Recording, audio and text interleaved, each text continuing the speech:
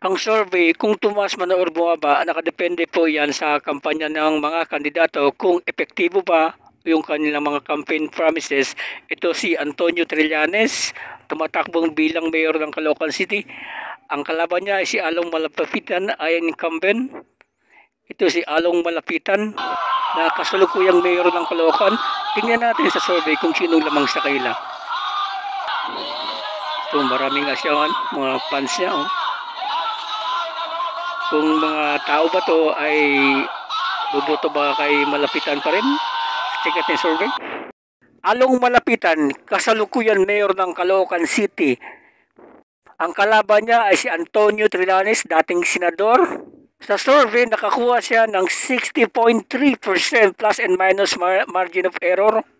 Ang source, Field Data Trends.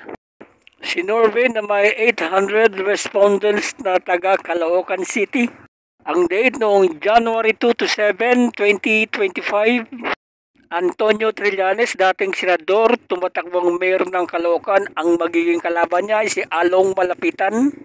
Ang nakuha niya ay 32%. Source, Field Data Trends, kilalang survey online. Random survey na may 800 respondents taga Caloocan City.